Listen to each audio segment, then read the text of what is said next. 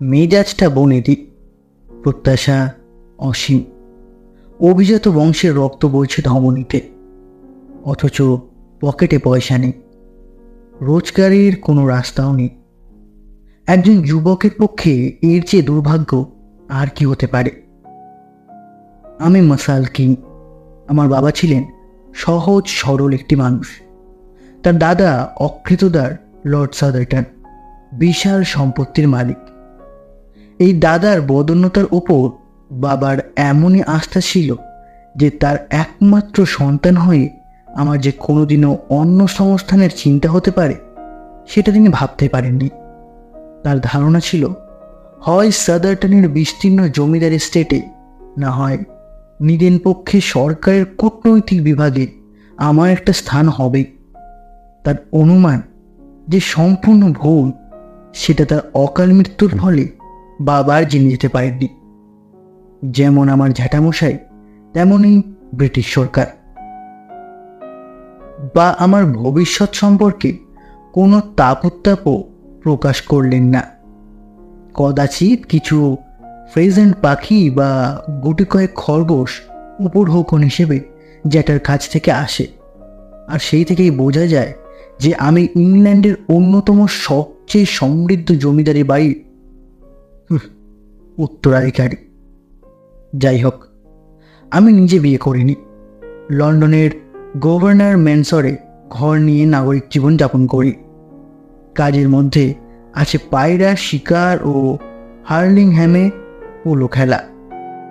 আমার ঋণ যে মাসে মাসে বেড়েই চলেছে, কিছুদিন পরে আর তা শোধ করার কোনো উপায় থাকবে না, এটা ক্রমেই স্পষ্ট হয়ে উঠছে। আমার এই শোচনীয় অবস্থাটা আরও প্রকট হয়ে উঠেছে এই কারণে যে লর্ড সাদারটন ছাড়াও আমার আরও বেশ কয়েকজন ধনী আত্মীয় রয়েছে। এদের মধ্যে সবচেয়ে নিকট হলেন আমার খুড়তুতো ভাই এভারেট কিং। বেশ কিছুদিন ব্রাজিলে অ্যাডভেঞ্চারপূর্ণ জীবন কাটিয়ে সে সম্প্রতি দেশে ফিরে দিব্যি গুছিয়ে বসেছে। তার উপার্জনের পন্থাটা কী সেটা আমার জানা নেই, তবে তার অবস্থা যে রীতিমতো সচ্ছল সেটা বোঝাই যায়, কারণ সে এখন সাফোকের ক্লিন্টন অন দ্য মার্সে গ্রেল্যান্ডসের জমিদারির মালিক। ইংল্যান্ডে আসার পর প্রথম বছরটা সে আমার কঞ্জুস জ্যাঠার মতোই আমার কোনো খোঁজখবর নেয়নি। কিন্তু এক গ্রীষ্মের সকালে মনটা খুশিতে ভরে উঠল যখন দেখলাম সে একটি চিঠি মারফত গ্রেল্যান্ডস কোর্টে কয়েকটা দিন কাটিয়ে আসার জন্য আমাকে আমন্ত্রণ জানিয়েছে। আমি তখন দেউলিয়া হবার আশঙ্কায় অন্যরকম কোর্টে যাওয়ার কথা ভাবছিলাম, আর চিঠি সেই সময় দৈবক্রমে এসে গেল এই চিঠি। আমার এই অচেনা ভাইটিকে যদি হাত করতে পারি, তাহলে হয়তো একটা উদ্ধারের পথ পেলেও পেতে পারি। অন্তত বংশমর্যাদার খাতিরেও তো তার আমাকে পথে বসতে দেওয়া উচিত নয়। চাকরকে বলে আমার বাক্স গুছিয়ে নিই সেই দিনই সন্ধ্যায় আমি বেরিয়ে পড়লাম ক্লিফটন অন দ্য মার্সের উদ্দেশ্যে।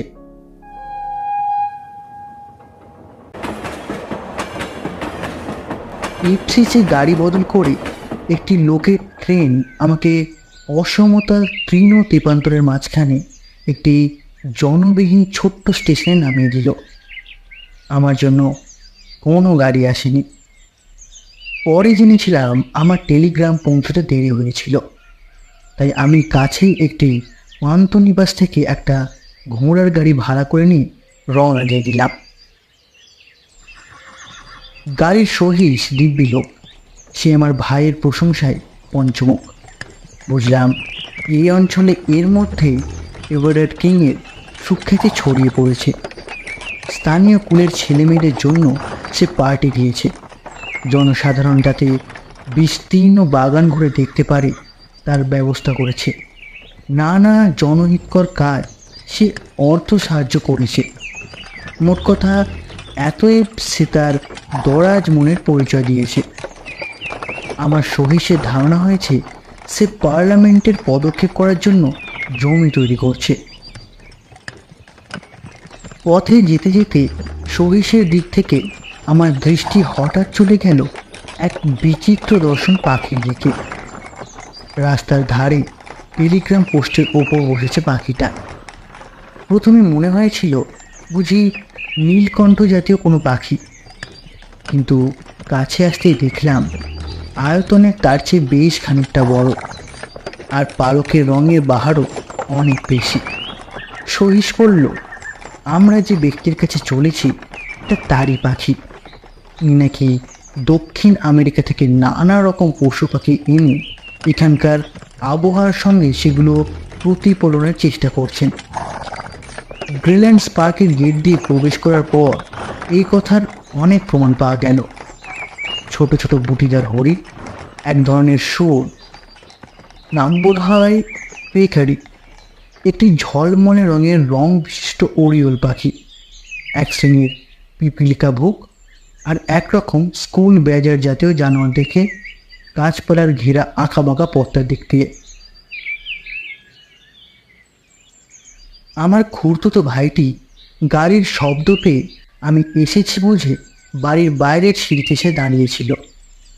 চেহারায় একটা অমায়িক ভাব ছাড়া তেমন কোনো বিশেষত্বই নেই। আকারে বেঁটে ও মোটা, বয়স আন্দাজ 45। রোদে পোড়া গোলগাল মুখে অজস্র বলি রেখা, পরনে সাদা লিনিনের জামা যেমন প্লান্টারা পরে থাকে, মুখে চুরুট ও মাথায় পানামা টুপি। দেখে মনে হয় ইনি প্রাচ্যের কোনো উপনিবেশের বাংলো বাড়ির বাসিন্দা। ইংল্যান্ডের এই সুইচ পালাডীয় স্তম্ভ বিশিষ্ট সুবিশাল অট্টালিকায় ইনি বেমানান। ভদ্রলোক ঘাড় ফিরিয়ে অদৃশ্য কাউকে উদ্দেশ্য করে বললেন, এই শুনছো, উনি এসে গেছেন আমাদের অতিথি। গ্রিনল্যান্ডে তোমাকে স্বাগত জানাচ্ছি মশাল ভায়া। তোমার সঙ্গে আলাপের সুযোগে আমি অত্যন্ত আনন্দিত। এই ঘুমিয়ে আসা পল্লী গ্রামে আবার এই বাসস্থানে তোমার যে পায়ের ধুলো পড়লো তাতে আমি সম্মানিত বোধ করছি। তার এই সাদর অভ্যর্থনা মুহূর্তের মধ্যেই আমার সব সংকোচ কেটে গেল, আর এটার প্রয়োজন ছিল একান্তভাবে। কারণ স্বামীর ডাকে যে বিবর্ণ দীর্ঘাঙ্গিনীটি বেরিয়ে এলেন তার আচরণ অস্বাভাবিক রকম রূঢ়। আমার ধারণা হলো ইনি ব্রাজিলের মেয়ে, যদিও ইংরেজিটা বলেন ভালোই। হয়তো আমাদের দেশের আদব কায়দার সঙ্গে পরিচয়ের অভাবই তার এই রূঢ়তা স্বভাবের কারণ। তার আচরণ থেকে এইটা পরিষ্কার বুঝতে পারলাম যে গ্রিনল্যান্ডের কোর্টে আমার উপস্থিতিতে তিনি আদৌ প্রসন্ন নন। তার কথায় ও কোনো অশালীনতার পরিচয় না পেলেও তার ভাবভঙ্গি ও চোখের চাহনি স্পষ্ট বুঝিয়ে দিচ্ছিল যে আমি লন্ডনে ফিরে না যাওয়া অবধি তার শান্তি নেই। কিন্তু আমার ঋণের ভার এত বেশি এবং আমার এই ধনী আত্মীয়টি আমার ঋণকতার ভূমিকা গ্রহণ করতে পারে এই সম্পর্কে আমি এতটাই আস্থাবান যে আমি স্ত্রীর রূঢ়তা সম্পূর্ণ অগ্রাহ্য করে স্বামীর হৃদয়তার 16 আনার সুযোগ নেওয়ায় ঠিক করলাম। আমার সুখ স্বাচ্ছন্দ্যের দিকে দেখলাম তার সজাগ দৃষ্টি। যে ঘরটি আমায় দেওয়া হয়েছে সেটি চমৎকার। তা সত্ত্বেও ভদ্রলোক বারবার বললেন আমার সুবিধার জন্য যা কিছু করবার দরকার তিনি করতে রাজি আছেন। আমি প্রায় বলে ফেলেছিলাম সবচেয়ে সুবিধা হয় একটু অর্থ সমাগম হলে, কিন্তু পরক্ষণেই মনে হলো সেটার সময় এখনও আসেনি। নৈশভোজের ব্যবস্থা ছিল পরিপাটি, আর ভোজনান্তে ছিল ভাবানা চুরুট আর কফির ব্যবস্থা। চুরুট নাকি তার নিজের বাগানের তামাক থেকে তৈরি। আসার পথে সহিস যা বলেছিল তা যে একটুকু বাড়িয়ে বলা নয় সেটা বুঝতে পারছিলাম। এর মতো মহানুভব অতিথি বৎসল ব্যক্তি আমি আর দুটো দেখিনি, কিন্তু এই ব্যক্তির মধ্যেও যে একটি আত্মম্বর অগ্নিগর্ভ মানুষ বাস করে তার পরিচয় পেলাম পরদিন সকালে। কিং গৃহিণী আমার প্রতি এতই বিমুখ যে প্রাতরাশের সময় সেটা প্রায় সহ্যের সীমা ছাড়িয়ে গিয়েছিল। স্বামী ঘর থেকে বেরোনো মাত্র তার মনের ভাবটা পরিষ্কার ফুটে বেরোলো। ভদ্রমহিলা হঠাৎ বললেন, লন্ডন ফিরে যাবার সবচেয়ে ভালো ট্রেন হচ্ছে দুপুর 12:30টায়। আমি খোলাখুলি বললাম, আমি কিন্তু আজ ফেরার কথা ভাবছি না। এই মহিলার দ্বারা বিতাড়িত হবার কোনো বাসনা আমার ছিল না। আপনার ইচ্ছা অনিচ্ছার উপর তো সেটা নির্ভর করে। কথাটা শেষ না করে অত্যন্ত উত্ততভাবে ভদ্রমহিলা চাইলেন আমার দিকে। আমিও ছাড়বার পাত্র নয়।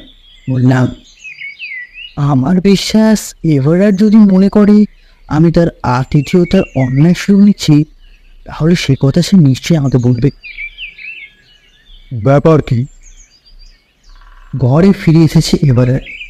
মনে হলো আমার কথাগুলো সে শুনেছে এবং আমাদের দুজনের দিকে চেয়ে পরিস্থিতিটা আঁচও করে দিয়েছে।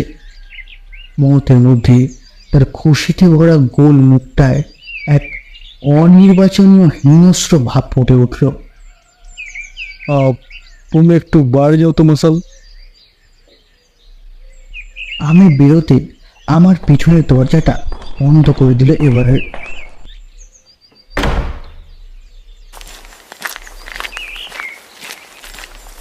তারপরেই শুনলাম তীব্র ভৎসনার সুরে স্ত্রীর সঙ্গে সে কথা বলছে। আতিথেয়তার অবমাননায় সে যে গভীরভাবে ক্ষুব্ধ তাতে সন্দেহ নেই। আড়ি পাতার কোনো অভিসন্ধি ছিল না আমার, তাই আমি বারান্দাতে নেমে এসে বাগানে বসলাম। কিছুক্ষণ পরে দ্রুত পায়ে আওয়াজ শুনে ঘুরে দেখি মহিলা বেরিয়ে এসেছেন। তার মুখ বিবর্ণ, দৃষ্টি নিষ্ফাদিত। আমার স্বামী আপনার কাছে ক্ষমা চাইতে বললেন মিস্টার মার্শাল। দৃষ্টি না তুলেই বললেন মহিলা। আমি তৎক্ষণাৎ বললাম, তো ভাই মিসেস কিং, এ নিয়ে আর কিছু বলবেন না। তার কালো চোখ দুটো হঠাৎই জ্বলে উঠল। মূর্খ। চাপা অথচ তীক্ষ্ণ স্বরে কথাটা বলে সদর্পে ঘরের ভিতরে চলে গেলেন মহিলা। অপমানটা এতই অপ্রত্যাশিত এবং এতই অসহ্য যে আমি হতভম্ব হয়ে চেয়ে রইলাম দরজার দিকে। এমন সময় এভারেট এলো বারান্দায়। আশা করছি আমার স্ত্রী অবচনীয় ব্যবহারের জন্য ক্ষমা চেয়ে গেছে তোমার কাছে। আরে হ্যাঁ হ্যাঁ, চেয়েছেন বই কি। এভারেট কনুইটাকে তার হাতে নিয়ে হাঁটতে শুরু করলো। তোমার ব্যাপারটা গায়ে লিখো না। তোমার মেয়াদের 1 ঘন্টাও যদি কম থাকো তুমি এখানে, তাহলে অত্যন্ত দুঃখ পাবো। ব্যাপারটা হচ্ছে কি, ভাইয়ের কাছে গোপন করার কোনো মানে হয় না। আমার স্ত্রী অত্যন্ত ঈর্ষাপরায়ণ।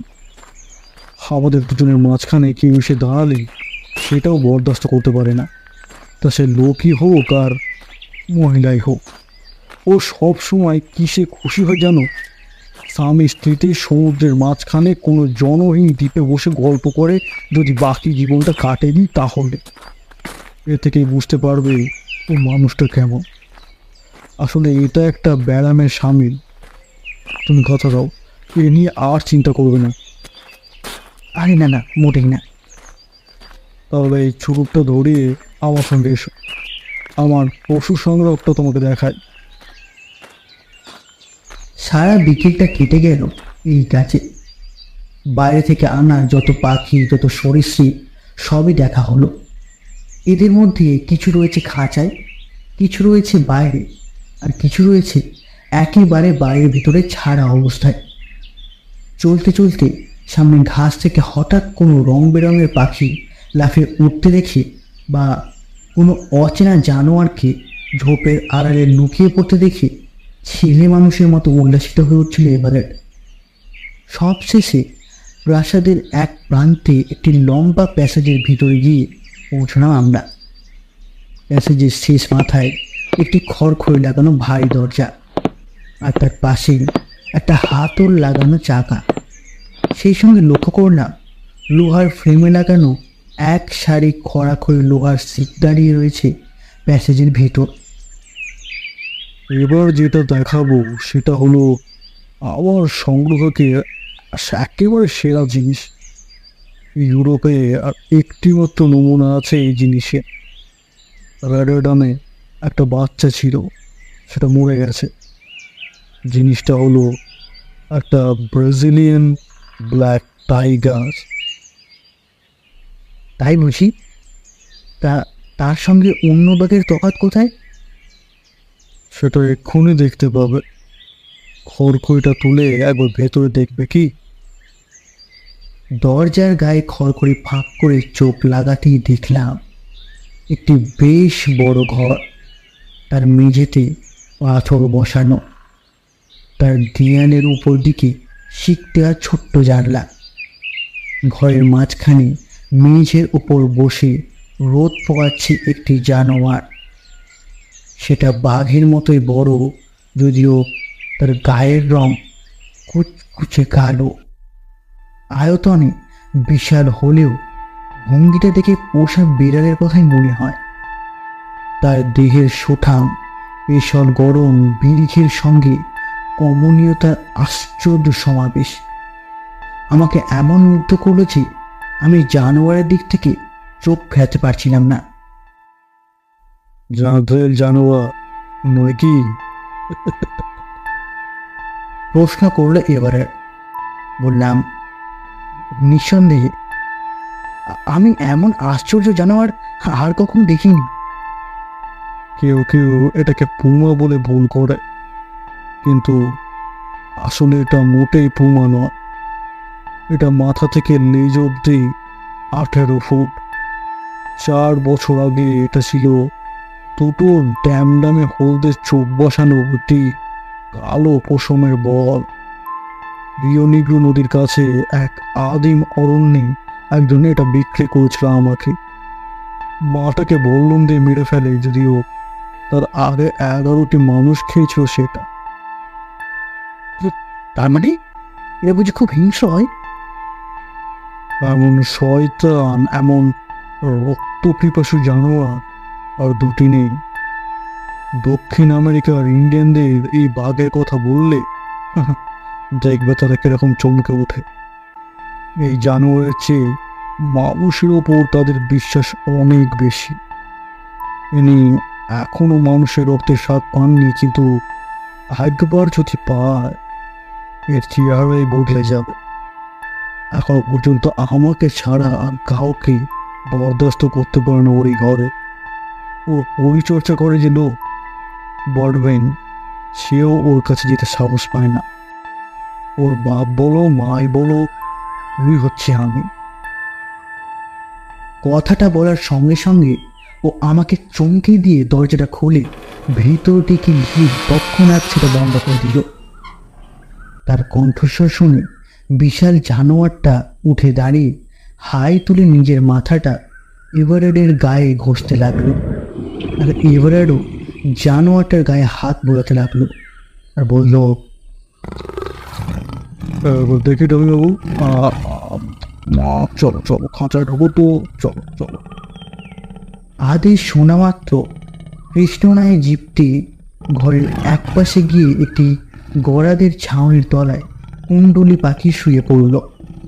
তারপর এভারেড বাইরে এসে হাতলটা ঘোরানোর সঙ্গে সঙ্গে প্যাসেজের বেরিয়ে থাকা ফ্রেমবদ্ধ লোহার শিকের শাড়ি দেয়ালে একটি ফাটল দিয়ে বাঘের ঘরে ঢুকে ছাউনির সঙ্গে লেগে গিয়ে দিব্যি একটা খাঁচার সৃষ্টি করলো। এবারে দরজা খুলে আমাকে ভিতরে ডাকলো। এই বিশেষ শ্রেণীর পদের ঘরে এই বিশেষ গন্ধ পাওয়া যায়। এই ঘর এখনো সেই গন্ধে ভরপুর। এটাই ওর ব্যবস্থা। দিনের বেলা ও সমস্ত ঘরটাতেই পায়চারি করে, রাত্রে এক পাশে খাঁচাটাই পুড়ে দেওয়া হয়। বাইরে থেকে হাতল ঘোরালেই খাঁচার দেয়াল সরে গিয়ে ও ছাড়া পেয়ে যায়। আর যদি তা না চাও, তোকে এইভাবেই বন্দি রাখতে হবে। তবে না, শান্ত টমে চুপ করে বসো।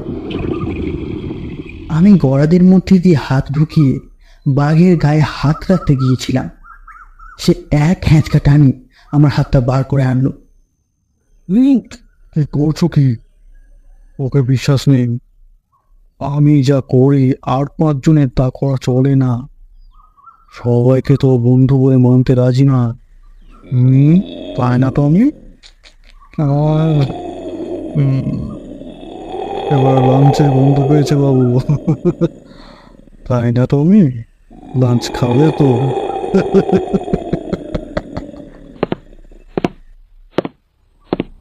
বাইরে প্যাসেজের পায়ের শব্দের সঙ্গে সঙ্গে বাঘটা এক লাফে উঠে দাঁড়িয়ে অপরিসর খাঁচাটার মধ্যে পায়চারি শুরু করে দিয়েছে। তার হলুদ চোখের চাহনি ও তীক্ষ্ণ অস্থিরতার লেলিহান জিভ বেরিয়ে পড়েছে হাঁ করা মুখের অসমান দাঁতের ফাঁক দিয়ে।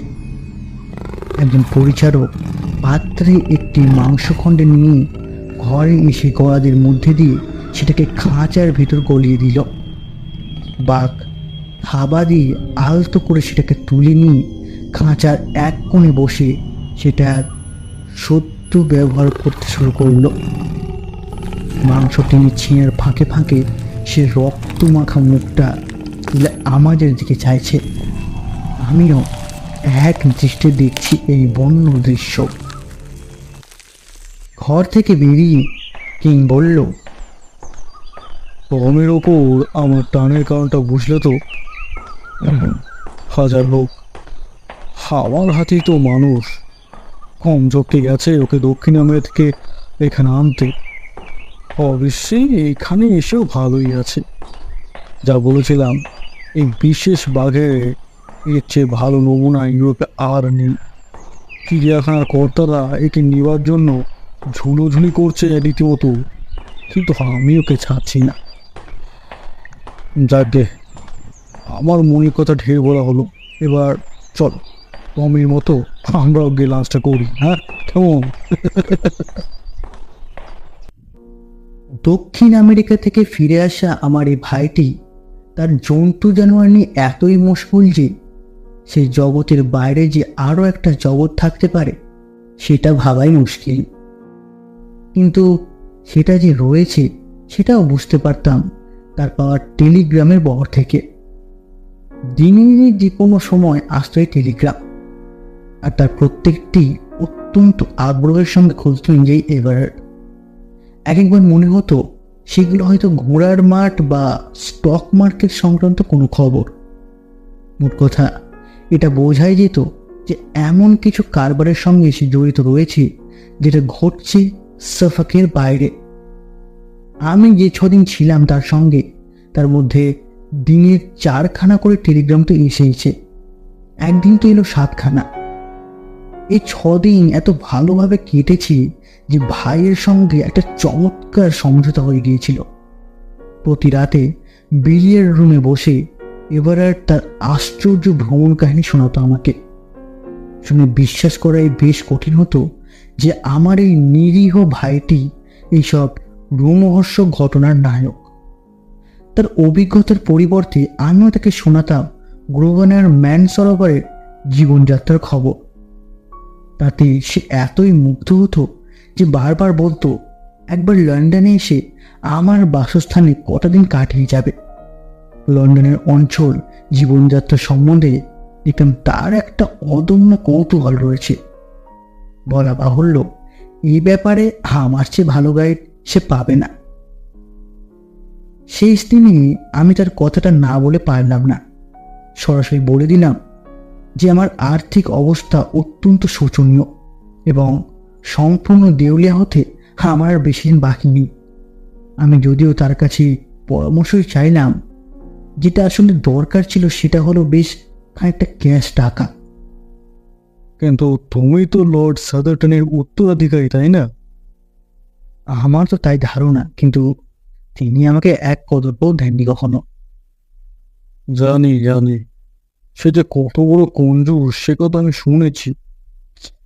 সত্যি তো, তোমার অবস্থা তো বেশ কাহিল বলেই মনে হচ্ছে।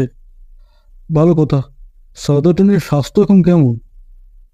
ছেলেবেলা থেকেই তো শুনছি তিনি নাকি অত্যন্ত রুণ। হ্যাঁ, তাও ট্যাগস ট্যাগস করে চালিয়ে যাচ্ছে। বেচারা তুমি। আমার বড় আশা ছিল তুমি সব শুনে টুনে হয়তো কিছু। আর বলতে হবে না। আজ রাত্রে এই বিষয়ে কথা হবে।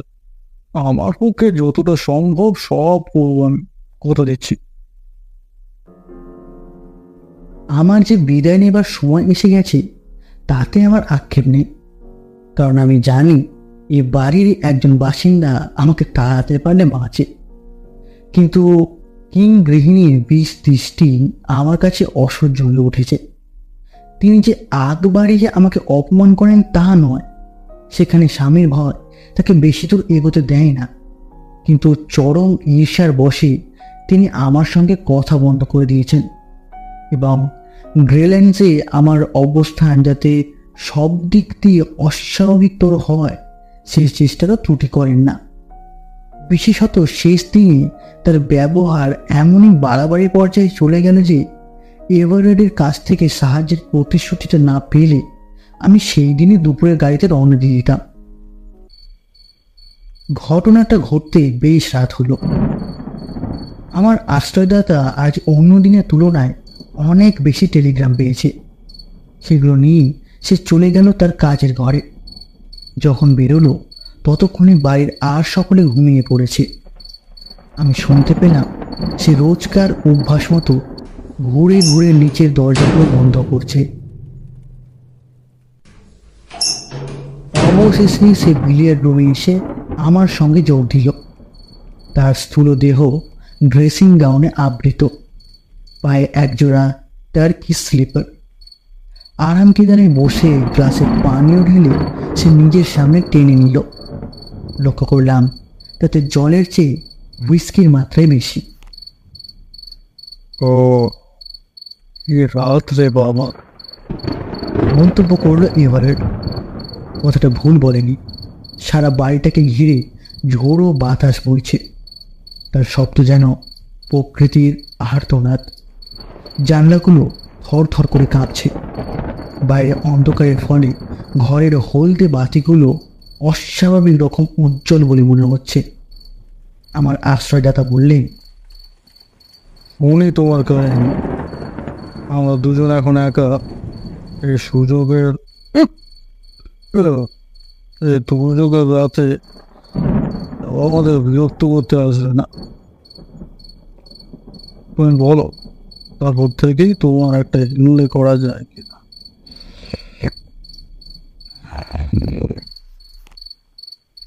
এইভাবে উৎসাহ দেওয়ার ফলে আমি অদ্যপান্ত বললাম আমার ব্যাপারটা। যেসব লোকের সঙ্গে আমার কারবার, আমার পাওনাদারেরা, আমার বাড়িওয়ালা, আমার চাকর বাকর, কেউই সেই বর্ণনা থেকে বাদ পড়ল না। সঙ্গে আমার নোটবুক ছিল। সব তথ্য গুছিয়ে নিয়ে অত্যন্ত প্রাঞ্চলভাবে আমার শোচনীয় অবস্থাটাকে বুঝিয়ে দিলাম। কিন্তু দেখে খারাপ লাগলো যে শ্রোতা আমার কথায় মনোযোগ দিচ্ছে না। যে দু একটা মন্তব্য সে করছিল সেগুলো এতই মামুলি ও অপ্রত্যাশিত যে আমার সন্দেহ হলো যে অদ্য আমার কথা শুনছে কি না।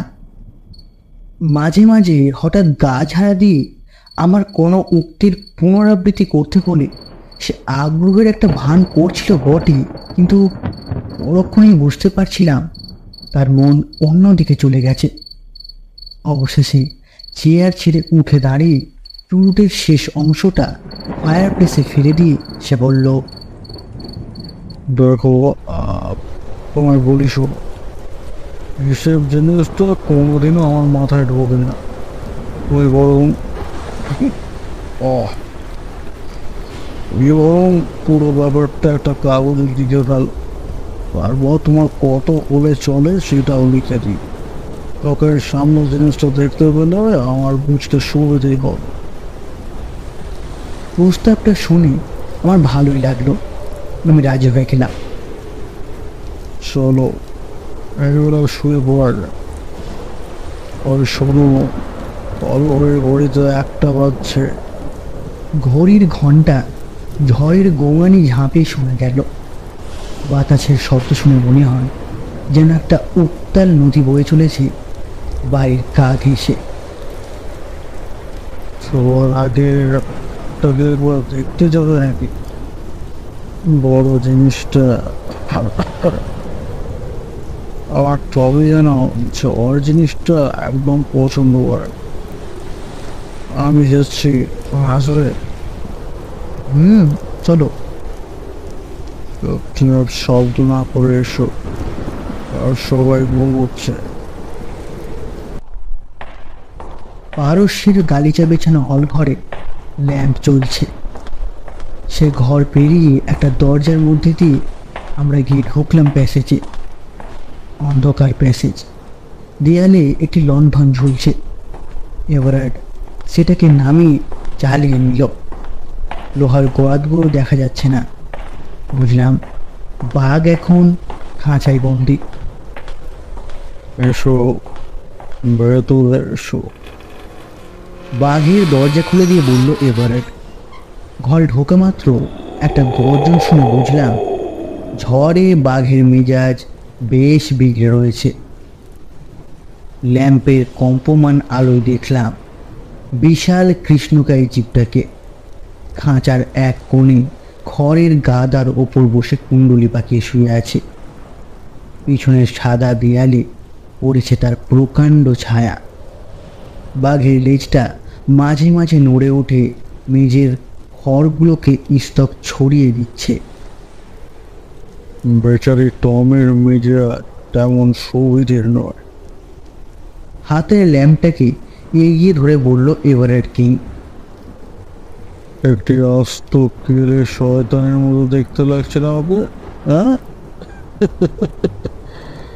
তাই তাই। ওর জন্য কিছু খাবারের ব্যবস্থা না করলে ওর মেজাজটা ভালো হবে না। দেখি ভাই, আরো ধরো তো লণ্ঠনটা। আমি তার হাত থেকে লণ্ঠনটা নিয়ে দরজার দিকে এগিয়ে গেলাম। বাইরে আছে ওর খাবার, বলল এভারেট কিং। আমি 1 মিনিট ঘুরে আসছি। ও কথা বলেই ঘর থেকে বেরিয়ে গেল। আর সেই মুহূর্তে একটা ধাতব খুঁট শব্দের সঙ্গে দরজাটা বন্ধ হয়ে গেল। শব্দটা কয়েক মুহূর্তের জন্য আমার হৃদস্পন্দন বন্ধ করে দিল। আমার সর্বাঙ্গে একটা আতঙ্কের ঢেউ খেলে গেছে।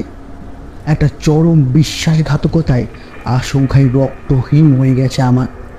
আমি দরজার উপর লাফিয়ে পড়লাম, কিন্তু দেখলাম ঘরের ভিতর দিক থেকে দরজায় কোনো হাতল নেই। এই এই দরজা খোলো, দরজা খোলো! আমি চেঁচিয়ে উঠলাম, দরজা খোলো কিং! এভারেট, এভারেট কিং, তুমি দরজাটা খোলো প্লিজ। প্যাসেজ থেকে উত্তর এলো, হল্লা করো না, তোমার কাছে তো আলো রয়েছে। আলো রয়েছে ঠিকই, কিন্তু এভাবে আমি বন্দি থাকতে চাই না। এভারেট, আমাকে খোলো, খুলো আমাকে। একটা বিশ্রী হাসির সঙ্গে উত্তর এলো,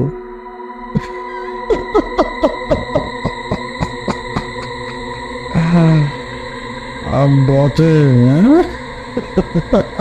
একা হয়ে যাচ্ছ। আর বেশিক্ষণ একা থাকতে হবে না তোমার।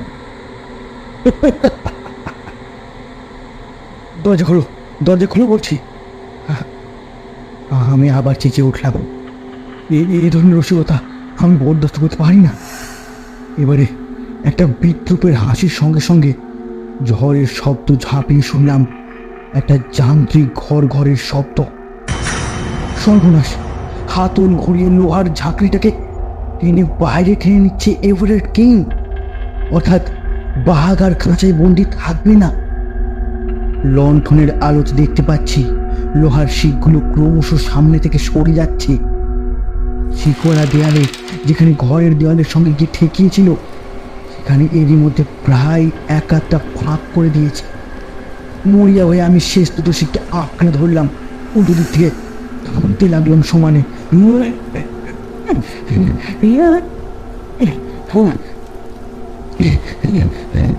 রাগ ও আতঙ্কে তখন আমি দিশেহারা।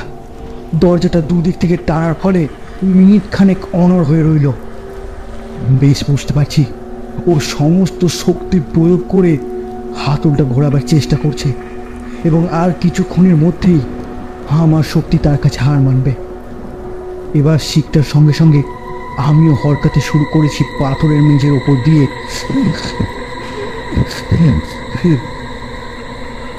গায়ে মানব বাক্য প্রার্থনা করছি, এই পৈশাচিক মানুষটির হাতে যেন আমার মৃত্যু না হয়। অনেক অন্যায় করে তাকে বোঝালাম, আমি তোমার সঙ্গে কোনো খারাপ কিছু করিনি, আমার সঙ্গে তোমার রক্তের সম্পর্ক আছে, আমি তোমার অতিথি, আমি তোমার কোনো ক্ষতি করিনি, আমাকে এমন করো না প্লিজ, আমাকে ছেড়ে দাও, আমাকে ছেড়ে দাও এবারে, আমাকে ছেড়ে দাও। কিন্তু জবাবে সে আর কোনো উত্তর দিল না।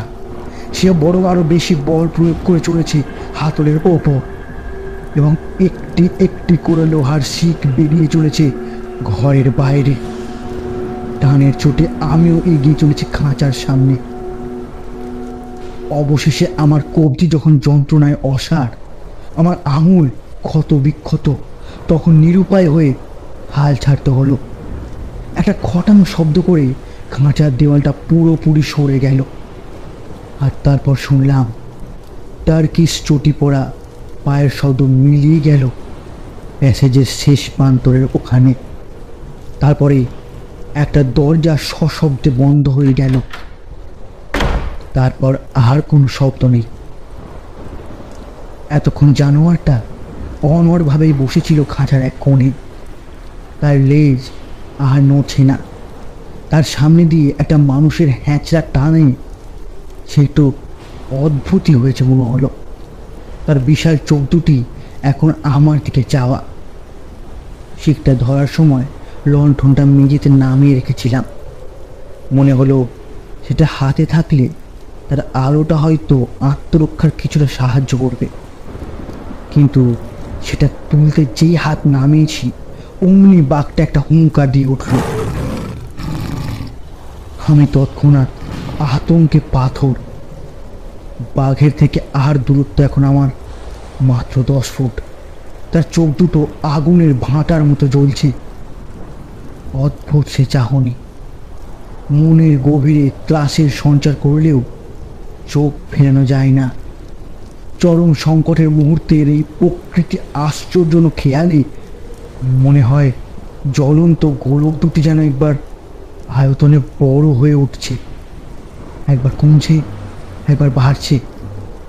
আবার মনে হয় যে অন্ধকারে দুটি উজ্জ্বল বিন্দু ক্রমে বড় হতে হতে ঘরের ওই বিশেষ অংশটিকে একটা ভৌতিক আড্ডায় পরিণত করছে। আর তারপরে দেখি আর আলো নেই, অর্থাৎ জানোয়ারের চোখ বন্ধ হয়েছে। মানুষের অপলক দৃষ্টিতে একটা অমোঘ শক্তি আছে শুনেছিলাম, এমন প্রচলিত কথা, তবে সত্য বলে আমার মনে হয় না। হয়তোবা জানোয়ারটার মধ্যে একটা ক্লান্তি ভাব এসেছিল। মোট কথা, আক্রমণের কোনো চেষ্টার বদলে সেটা দিব্যি পায়ের ওপর মাথা রেখে ঘুমোচ্ছে বলেই মনে হয়। পাছে তার মধ্যে আবার হিংস্রভাব জেগে ওঠে, তাই আমিও সম্পূর্ণ অনড় হয়ে রইলাম। ওই ভয়ঙ্কর চোখ দুটো আমার চোখের সামনে না থাকায় এখন তবু মাথা ঠান্ডা করে ভাবতে পারছি, এই পৈশাচিক জানোয়ারের সঙ্গে সারা রাত সহবাস করতে হবে আমাকে। আমার নিজের মন বলছে, এবং যার জন্য আমার এই দশা তার কোত্থেকেও বলেছে মনে হচ্ছে। আমার পুরোপুরি ধারণা এই জানোয়ার তার মনিবের মতোই মারাত্মক। কারণ সকাল পর্যন্ত একে ঠেকিয়ে রাখতে পারবো কিনা জানি না। দরজা তো খুলবেই না, আর ওই শিকওয়ালা খুঁজছি জানলাও আমার কোনো কাজে আসবে না। আমাকে বাঁচাও বলে তারস্বরে চেঁচেও কোনো লাভ নেই, কারণ আমি এখন যে অংশটাতে রয়েছি সেটা বাড়ির বাইরে। সেই বাড়ি আর বাগ্রবাসের মধ্যে প্যাসেজটা রয়েছে, যেটা প্রায় 100 ফুট লম্বা। তাছাড়া এই ঝড় বাদলের শব্দের মধ্যে আমার চিৎকার শুনবে কে? একমাত্র ভরসা আমার সাহস ও উপস্থিত বুদ্ধি। ঠিক এই মুহূর্তে আমার অসহায় ভাব দ্বিগুণ বেড়ে গেল লণ্ঠনের দিকে চোখ পড়তে। বাতির যে এখন শেষ অবস্থা সেটা শিখার অস্থিরতা থেকে বোঝাই যায়। এর আয়ু আর 10 মিনিট, যা করার এর মধ্যেই করতে হবে, কারণ অন্ধকারে ওই জানোয়ারের সঙ্গে একা পড়লে তখন আর সুস্থ মস্তিষ্কে কিছু করার অবস্থা থাকবে না আমার। কথাটা ভাবতেই আমার অঙ্গ প্রত্যঙ্গ অসাড় হয়ে গেল। দিশেহারাভাবে এদিক ওদিক চাইতে একটা জিনিসের ওপর লক্ষ্য করতে একটা ক্ষীণ আশার উদ্বেগ হলো। এতে সংকট থেকে সম্পূর্ণ মুক্তি না পেলেও অন্তত সাময়িক নিরাপত্তার একটা সম্ভাবনা আছে। আগেই বলেছি যে খাঁচার ওপর দুটো অংশ ছিল, একটা ছাদ ও একটা সামনের দেয়াল। দেয়ালটা বাইরে বের করে নিলেও ছাদের অংশটুকু ভেতরে রয়ে গিয়েছিল। এই ছাতেও কয়েক ইঞ্চ অন্তর অন্তর একটা করে লোহার শিক, আর শিকের মধ্যে ফাঁকগুলো ভরা লোহার জাল দিয়ে। সেই আচ্ছন্নদারের নিচে খাঁচার এক উন্নায় এখন বসে আছে বাঘটা। খাঁচার ছাদ আর ঘরের সিলিংয়ের মধ্যে হাত দুয়েকের ব্যবধান। যদি কোনো রকমে ওই ছাদের ওপর উঠতে পারি তাহলে অন্তত পিছন থেকে মাথার দিক থেকে আর দুপাশ থেকে নিরাপদ। খোলা থাকবে শুধু সামনের দিকটা। সেদিক থেকে বাঘ আমায় আক্রমণ করতে পারে ঠিকই, কিন্তু তা হলেও বলবো যে বাঘ যদি হঠাৎ করে পায়চারি শুরু করে তাহলে আমাকে তার সামনে পড়তে হবে না। আমার নাগাল যদি তাকে পেতেই হয় তাহলে কিছুটা কষ্ট থেকে করতেই হবে। আমাকে যা করার এই বেলায় করতে হবে, কারণ বাতি নিভে গেলে কাজটা আমার পক্ষে অনেকটাই কঠিন হয়ে পড়বে। যা আছে কপালে করে এক লাফে ছাউনির পাশটা দু হাতে খামচে ধরে দেহটাকে কোনো মতে উপরে নিয়ে ফেললাম।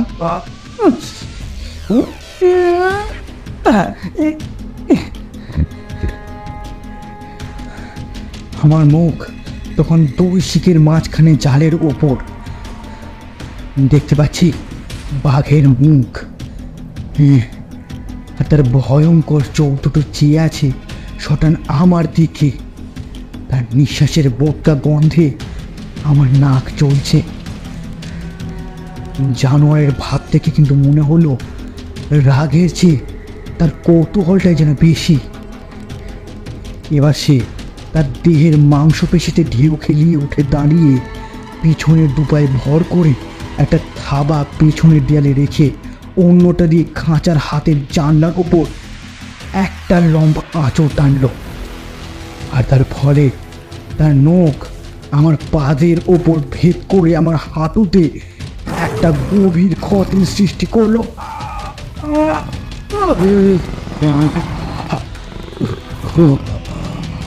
এটাকে আক্রমণ বলা চলে না, বরং আক্রমণের মহড়া মাত্র। কারণ আমার আর্তনাদের সঙ্গে সঙ্গে সে থাবা নামিয়ে নিয়ে এক লাফে খাঁচা থেকে বেরিয়ে সারা ঘর ঘুরে দ্রুত পায়চারি করতে শুরু করলো। তার ফাঁকে ফাঁকে তার দৃষ্টি বারবার চলে আসছে আমার দিকে। আমি দেহ সঞ্চিত করে নিজেকে একেবারে দেয়ালের সঙ্গে সিটিয়ে দিলাম। যত পিছিয়ে থাকবো ততই আমার পক্ষে আমার নাগাল পাওয়া কঠিন হবে।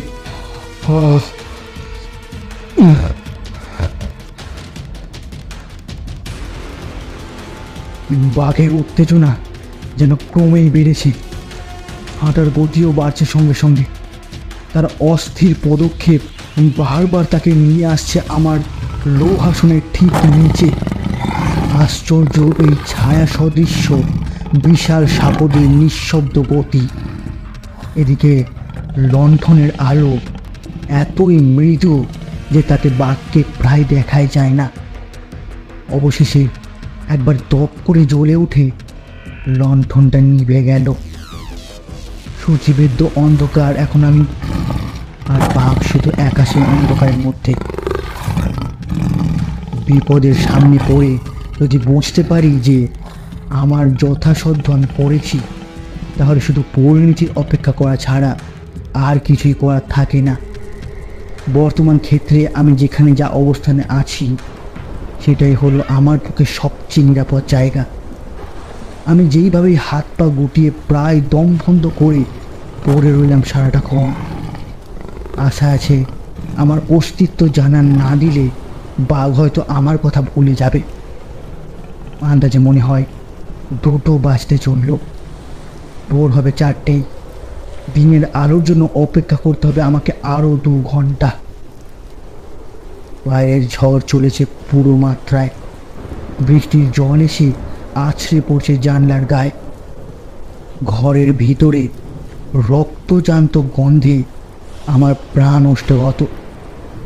এখন বাঘ আমার কাছে অদৃশ্য, তার কোনো শব্দ আসছে না আমার কানে। আমি বাঘের চিন্তা মন থেকে দূর করে অন্য কথা ভাববার চেষ্টা করলাম। একটি চিন্তায় স্থান পেল মনে, সেটা হলো আমার খুড়তুতো ভাইটির শয়তানি, তার চরম বিশ্বাসঘাতকতা আর আমার প্রতি তার গভীর বিদ্বেষের ভাব। এই গাল ভরা হাসির পিছনে লুকিয়ে আছে এক নৃশংস খুনি। যতই ভাবলাম তত তার পরিকল্পনার চতুরিটা আমার কাছে পরিষ্কার হয়ে এলো। সকলের সঙ্গে সেও চলে গিয়েছিল শুতে। তারপর গোপনে ফিরে এসে আমাকে তার বাঘের ঘরে নিয়ে এসে বন্দি করে রেখে চলে যায়। অত্যন্ত সহজেই সে ঘটনাটা বুঝিয়ে দেবে তার 5 জনকে। বিলিয়ার রুমে বসে চুরুটটা শেষ করে তবে আমি উঠব। সে আমার কাছে থেকে বিদায় নিয়ে গুড নাইট করে চলে যায়। আমি নিজের খেলাবশত দিনের শেষে একটা বাঘটাকে আরেকবার দেখতে যাই। খাঁচা খোলা আছে না জেনে ঘরে ঢুকি, আর তার ফলে ফাঁদে পড়ি। এর জন্য তাকে দায়ী করবে কে? আর যদি বা তার উপর সন্দেহ কেউ করে, প্রমাণ তো কিছু নেই। 2 ঘন্টার সময় যেন কাটতেই চায় না। একবার একটা খসখস শব্দে বুঝলাম বাঘ তার নিজের গায়ের লোম চাটছে। বার কয়েক একজোড়া সবুজ আলো দেখে মনে হলো সে আমার দিকে চাইছে মাঝে মাঝে, কিন্তু তাও বেশিক্ষণের জন্য নয়। ক্রমে একটা বিশ্বাস জন্মালো যে সে হয়তো আমাকে অগ্রাহ্য করে ভুলতে চাইছে। অবশেষে জানলা দিয়ে একটা ক্ষীণ আলো ঘরে প্রবেশ করলো। প্রথমে দেখলাম দেয়ালের গায়ে একটা জোড়া ধূসর চতুষ্কোণ। তারপর সে দুটো ক্রমে সাদায় পরিণত হলো। তারপর আমার সহবাসিন্দাটি প্রতীয়মান হওয়ার সঙ্গে সঙ্গে দেখলাম সেও আমার দিকেই চেয়ে আছে। দৃষ্টি বিনিময়ে পর মুহূর্তেই বুঝতে পারলাম যে শেষবার দেখার সময় তাকে যা মনে হয়েছিল, বাঘের মেজাজ তার চেয়েও 100 গুণে বেশি ভয়ঙ্কর। ভোরের শীত তার মোটেই পছন্দ হচ্ছে না। তার উপর সে হয়তো ক্ষুধার্ত। ঘরের ওপাশটায় অনবরত গর্জনের সঙ্গে সে দ্রুত পায়চারি করছে। পাথরের মেঝের ওপর বারবার আছড়ে পড়ছে তার লেজ। কোনো অবধি গিয়ে উল্টে মুখে ঘোরার সময় তার নির্মম দৃষ্টি চলে এসছে আমারই দিকে।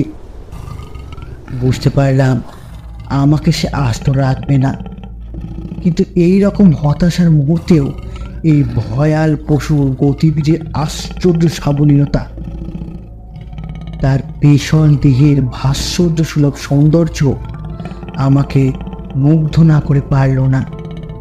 এদিকে চাপা গর্জন ক্রমে অসহিষ্ণু হুঙ্কারে পরিণত হচ্ছে। বেশ বুঝতে পারছি আমার অন্তিম সময় উপস্থিত। শেষে এইভাবেই কি আমাকে মরতে হবে? এইভাবে এই বদ্ধ ঘরে এই দুর্গন্ধ প্রাণীটির সামনে এই লোহার খাঁচার মধ্যে আমাকে এইভাবেই মরতে হবে? আমি আমার অন্তরাত্মাকে প্রশ্নটা করলাম, বাঁচার কি আর কোনো উপায় নেই? এত সব কিছু ভেবে একটা জিনিসই মনে হলো যে খাঁচার দেয়ালটাকে কোনো রকমের বাইরে থেকে আবার ভেতরে এনে বসিয়ে দেওয়া যায়, তাহলে সেটাই হবে বাঁচার একমাত্র পথ। ওটাকে কি টেনে আনা যায়? এদিকে এত বুঝতে পারছি যে অঙ্গ সঞ্চালনার সামান্য ইঙ্গিতে বাঘ হয়তো আমাকে আক্রমণ করে বসবে। অত্যন্ত সর্পণে ডান হাতটা বাড়িয়ে খাঁচার দেওয়ালের যে দিকটা ঘরের মধ্যে রয়ে গিয়েছিল সেটাকে টেনে ধরলাম। আশ্চর্য এই যে একটা টান দিতেই সেটা খানিকটা এগিয়ে এলো, কিন্তু আমি যে অস্বাভাবিকতর অবস্থায় রয়েছি এটা খুব বেশি জোর দিয়ে টানা আমার পক্ষে সম্ভব নয়। আর একবার টান দিতে চিকনি ঢুকে এলো দেওয়ালটা। এবার বুঝলাম দেয়ালের তলায় চাকা লাগানো রয়েছে। আর একবার দিলাম টান, সেই মুহূর্তেই বাঘটা দিল লাফ। ব্যাপারটা এত আচমক ঘটে গেল যে আমি টেরই পাইনি, শুধু কানে এলো একটা হুঙ্কার, আর সেই সঙ্গে আমার চোখের সামনে দেখলাম এক জোড়া জ্বলন্ত হলুদ চোখ ও মিষ্কালো মুখের দাঁতের ফাঁক দিয়ে বেরোনো একটা লালা ভরা চিল। বাঘ লাফিয়ে পড়ার ফলে আমার লোহাসন থর থর করে কেঁপে উঠেছে। মনে হয় এই বুঝি সব শুদ্ধ ভেঙে পড়ল। বাঘটা কিছুক্ষণ সে অবস্থাতেই রইল। তার মাথা ও সামনের থাবা আমার থেকে মাত্র কয়েক হাত দূরে, তার পিছনের থাবা খাঁচার দেওয়ালে একটা অবলম্বন খোঁজার চেষ্টায় অস্থির। কিন্তু লাফটা ঠিক জোৎসই হয়নি। বাঘ সেই অবস্থায় বেশিক্ষণ থাকতে পারল না। প্রচণ্ড রাগে দাঁত খিচিয়ে জালে আঁচড় দিতে দিতে সে সশব্দে লাফিয়ে নেমে পড়ল মেঝেতে। কিন্তু তারপরে আমার আবার দিকে দ্বিতীয়বারের জন্য লক্ষ্যের জন্য প্রস্তুত হলো। আমি জানি আমার চরম পরীক্ষার সময় উপস্থিত। বাঘ একবার ঠেকে শিখেছে, দ্বিতীয়বার আর সে ভুল করবে না।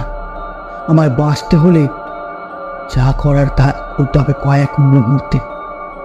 এক ঝলকে পন্থা স্থির করে নিলাম। চোখের নিমেষে আমার কোটটাকে খুলে নিয়ে সেটাকে জানোয়ারটার মাথার উপর ছুঁড়ে ফেললাম, আর প্রায় একই মুহূর্তে এক লাফে খাঁচার হাত থেকে টেনে নামিয়ে নেমে দেয়ালের শিকটাকে ধরে প্রাণপণে দিলাম টান।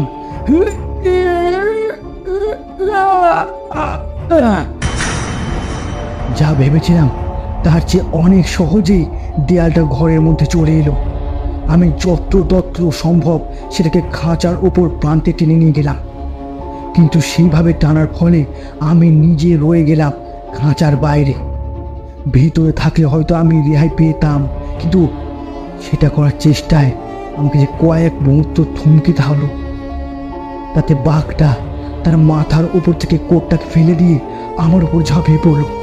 আমি খাঁচার সামনেটা বন্ধ করে দিতে ভেতরে ঢুকে এসেছি, কিন্তু তার আগে বাঘটা তার থাবার এক চাপড়ে আমার পায়ের ডিমের বেশ খানিকটা অংশ তুলে নিয়েছে, জাঁতা দিয়ে কাঁচা মাংসের মতো।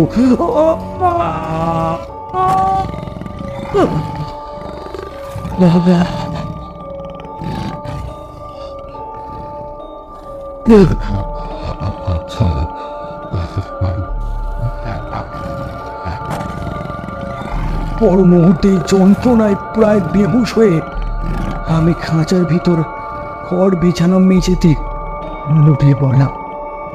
আমার সামনে খাঁচার গারদ, আর তার ওপর নিষ্ফল ক্রোধে বারবার আঘাত করে চলেছে ব্রাজিলের কালো বাঘ।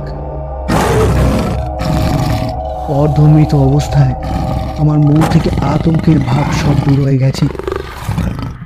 আমি সামনের দিকে চেয়ে দেখছি বাঘ তার কালো বুকটা গোড়াদের ওপর রেখে তার থাবা দিয়ে আমার নাগাল পাওয়ার চেষ্টা করছে, ঠিক যেমন করে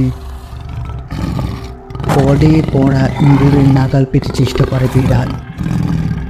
আমার জামায় এসে ঠেকেছি তার নখগুলো, কিন্তু গায়ের চামড়া পর্যন্ত পৌঁছচ্ছে না। শুনেছিলাম বাঘ বা ওই জাতীয় জানোয়ারের দ্বারা জখম হলে মানুষের মধ্যে কেমন যেন একটা অসার ভাব আসে। সেটা এখন দিব্যি অনুভব করছি। আমি আর নয়, কোনো এক তৃতীয় ব্যক্তি যেন কৌতূহলের সঙ্গে দেখে চলেছে বাঘটা তার চেষ্টায় কৃতকার্য হয় কিনা। তারপর ক্রমে আমার চেতনা লোপ পেয়ে গেল। আমি যেন এক দুঃস্বপ্নের জগতে চলে গেলাম, যেখানে আমার চোখের সামনে রয়েছে কেবল বাঘের সেই কালো মুখ আর তার থেকে বেরিয়ে আসা লক্ষ লক্ষ লাল জিভটা। সবশেষে আমার লাঞ্ছনার শেষ হলো একটা মহাচ্ছন্নতার প্রলাপের অবস্থায়। এখন ভাবলে মনে হয় আমি অন্তত ঘন্টা দুই এইভাবে অজ্ঞান হয়ে পড়েছিলাম। জ্ঞান হলো সেই তীক্ষ্ণ ধাতব শব্দে, যে শব্দ দিয়ে হয়েছিল আমার বিপদের সূত্রপাত। খাঁচার দেয়াল আবার বাইরে বেরিয়ে তার খাপে বসল। তারপর সম্পূর্ণ জ্ঞান হবার আগেই দেখলাম আমার ভাইয়ের সেই গোলগাল হাসি ভরা মুখ দরজা দিয়ে ঘরের ভেতর উঁকি মারছে। সে যা দেখল তাতে সে নিশ্চয়ই অবাক হয়েছিল।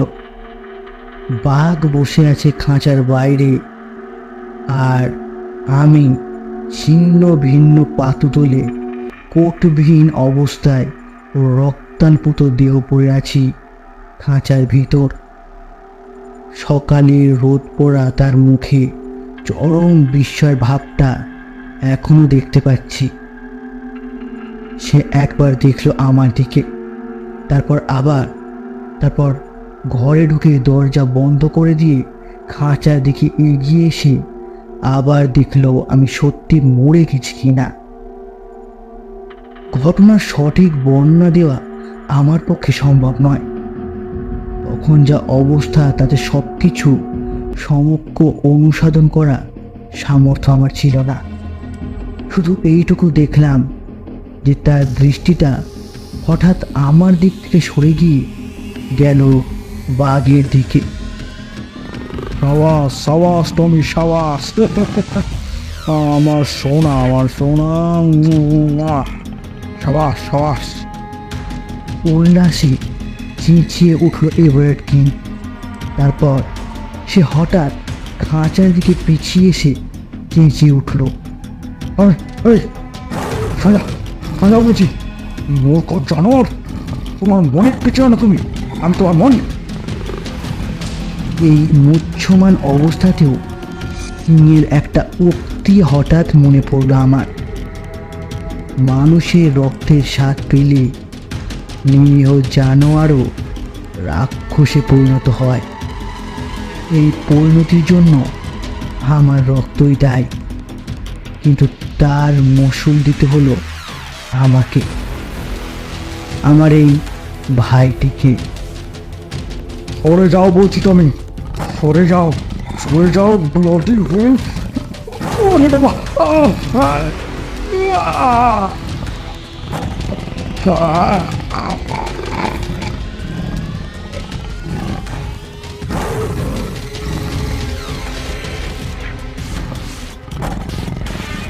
তারপর দেখলাম সে মাটিতে পড়ল,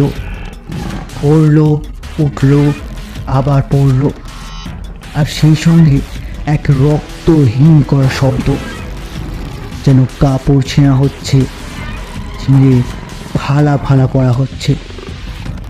আর তোমাদের শব্দ ক্রমে ক্ষীণ হয়ে এসে শেষ যে শব্দটা রইল সেটা মানুষের নয়, জানোয়ারের। আর তারপর যখন ভাবছি সে মরে গেছে, তখন এক বিভীষিকার মুহূর্ত দেখলাম। একটি অর্ধমৃত প্রয়াঙ্গ রক্তাক্ত মানুষ পাগলের মতো ঘরের চারিদিকে ছুটে বেড়াচ্ছে। তারপর আমিও সংজ্ঞা হারালাম। বেশ কয়েক মাস সময় লেগেছিল আমার সুস্থ হয়ে উঠতে, তবে সম্পূর্ণ সুস্থ হয়নি, কারণ সেই ব্রাজিলের শার্দুলের সঙ্গে রাত্রি যাপনের পর চিহ্নস্বরূপ আজও আমাকে একটা লাঠি হাতে করে করতে হয়। ওই বল্ডউইন বাঘের পরিচারক এবং অন্যান্য চাকরবাকর যখন এভারডারের আর্তনাদ শুনে বাঘের ঘরে এসে খাঁচার মধ্যে আমায় এবং বাঘের কবলে তাদের মনিককে অভিষ্ঠিত দেখতে পায়, তখন কেমন করে এ ঘটনা ঘটল সেটা তারা অনুমান করতে পারেনি। তপ্ত লোহার শিকের সাহায্যে বাঘটিকে কোণঠাসা করে দরজার ফাঁক দিয়ে গুলি করে তাকে মেরে আমাকে খাতার ভেতর থেকে উদ্ধার করা হয়। সেখান থেকে শোবার ঘরে নিয়ে যাওয়ার পর আমাকে বেশ কয়েক সপ্তাহ সেখানেই রাখা হয়। আমার শত্রুর বাইরে থেকেই মৃত্যুর সঙ্গে লড়তে হয়েছিল আমাকে। ক্লিপটন থেকে এসেছিল এক সার্জন আর লন্ডন থেকে নার্স। 1 মাস পরে আমাকে পৌঁছে দেয় সেই স্টেশনে, আর সেখান থেকে আমি চলে আসি আমার বাসস্থান গ্রোভনার ম্যানসনে। আমার অসুখের সময় একটা ঘটনা আমার মনে আছে, যেটা অত্যন্ত স্পষ্ট হওয়াতে আমার মনে হয়েছিল দুঃস্বপ্নের অঙ্গ এটা আমার জীবনে হতেই পারে না। এক রাত্রে যখন নার্স আমার ঘরে নেই, দরজা খুলে প্রবেশ করলেন এক দীর্ঘাঙ্গিনী। তার পরনে বিধবার কালো পোশাক। তিনি কাছে এসে আমার উপর ঝুঁকে পড়তে দেখলাম এভারার্ড যে ব্রাজিলীয় মহিলাটিকে বিবাহ করেছিল তিনি। তার চাহনিতে যে করুণা ও সহানুভূতি দেখলাম তেমন আর কোনোদিনও দেখিনি। আপনার জ্ঞান আছে? জিজ্ঞেস করলেন মহিলা। আমি তখনও খুবই দুর্বল, তাই মুখে কিছু না বলে মাথা নেড়ে হ্যাঁ জানালাম। আমি এইটুকু বলতে এসেছি যে আপনার এই দুর্দশার জন্য আপনিই দায়ী। আমি তো চেষ্টা করে ত্রুটি করিনি। প্রথম থেকেই চেয়েছিলাম যাতে আপনি না থাকেন, আপনি যাতে তার কবলে না পড়েন। তার জন্য আমার স্বামীকে বঞ্চনা করে যতটা করা সম্ভব ততটাই করেছিলাম। আমি জানতাম সে আপনাকে কেন ডেকেছিল। আমি জানতাম সে আর কোনোদিনও আপনাকে ফিরে যেতে দেবে না। আমি যত ভালো করে চিনতাম তাকে, তেমন তো আর কেউ চিনত না। আমি যে নিজে ভুক্তভোগী। শুধু এটুকুই বলতে পারি যে আপনি আমার বন্ধুর কাজ করেছেন। আমি ভাবতাম আমার মৃত্যু না হলে আমার মুক্তি নেই, কিন্তু আপনি যে আমার মুক্তি দিয়েছেন তার কবল থেকে। আপনার তো কষ্ট ভোগ করতে হলে বলে আমি দুঃখিত, কিন্তু আমি তো বলেছিলাম আপনি মূর্খ, এবং মূর্খের মতোই কাজ করেছিলেন আপনি। কথাটা বলে চলে গেলেন সেই আশ্চর্য মহিলা, যাকে আর কোনোদিন আমি দেখিনি। স্বামীর সম্পত্তি থেকে তার যা প্রাপ্য তাই নিয়ে তিনি দেশে ফিরে গিয়েছিলেন, এবং পরে শুনেছিলাম তিনি নাকি সন্ন্যাসী হয়ে গিয়েছিলেন। লন্ডনে ফেরার বেশ কিছুদিন পর ডাক্তার আমাকে জানালেন আমি সম্পূর্ণ সুস্থ এবং আবার কাজ শুরু করতে পারি। কথাটা শুনে আমার মনটা যে খুব প্রসন্ন হলো তা নয়, কারণ কাজ মানে পাওনাদারদের স্রোত রোধ করা। আসল খবরটা প্রথম দিল আমার উকিল স্যামন্স। আমি যখন সুস্থ ছিলাম না তখনই স্যামন্স এই খবরটা পেয়েছিল। সে বলল, আপনাকে অভিনন্দন জানানোর জন্য অপেক্ষা করছিলাম আমি। অভিনন্দন? তুমি কি বলছো স্যামন্স? মস্করা করার সময় নয় এটা। যা বলছি ঠিকই বলছি। গত 1.5 মাস হলো আপনি লর্ড সাদারটন হয়েছেন। পাছে অসুস্থ অবস্থায় খবরটা পেলে আপনার রোমাঞ্চকিতে ব্যাঘাত ঘটে, তাই এতদিন বলিনি। কি? লর্ড সাদারটন? ইংল্যান্ডের অন্যতম সবচেয়ে বিত্তবান অভিজাত বংশের প্রভাব? আমি আমার কানকে বিশ্বাস করতে পারছিলাম না। তারপর মনে পড়ল যে অনেক কটা সময় তো পেরিয়ে গেছে। এর মধ্যে আমি তো এই সময়টা ছিলাম শয্যাশায়ী। বললাম, তাহলে লর্ড সাদারটন মারা গেছেন কবে? জানতে পারলাম যেদিন আমার সঙ্গে সেই ঘটনা ঘটে সে আগের দিনই লর্ড সাদারটন মারা গিয়েছিলেন। ব্যাপারটা খুবই আশ্চর্য। আমার দিকে একই তীক্ষ্ণ দৃষ্টিতে সে বলল, আপনি নিশ্চয় জানেন যে আপনার বর্তমানের এই এভার ফিরিয়ে পেতেন আপনার সমস্ত সম্পত্তি যদি আপনি না থাকতেন। তিনি না হয়ে আপনি যদি এই বাঘের খবরে পড়তেন তাহলে উনি হতেন লর্ড সাদারটন। তা তো বটেই, আমি বললাম। আর ভদ্রলোক এই ব্যাপারে খুবই আগ্রহী ছিলেন, বলল সামার। আমি জানি লর্ড সাদারটনের চাকরের সঙ্গে ওর যোগাযোগ ছিল, আর সেই চাকর ঘন ঘন টেলিগ্রাম করে কিংকে জানাতো তার মনিবের অবস্থা। সেই সময়টা আমি ছিলাম কিংয়ের বাড়িতে। আমি উত্তরাধিকারী হবার কিছুক্ষণ পরেই লর্ড সাদারটনের এখান থেকে খবর যায় সেখানে। আর তারপরেই আমার সঙ্গে যা হওয়ার হয়। এবার তো কাজকর্ম শুরু করতে হবে সামান্স। দাও দেখি আমার বিলগুলো আর আমার নতুন চেক বইটা।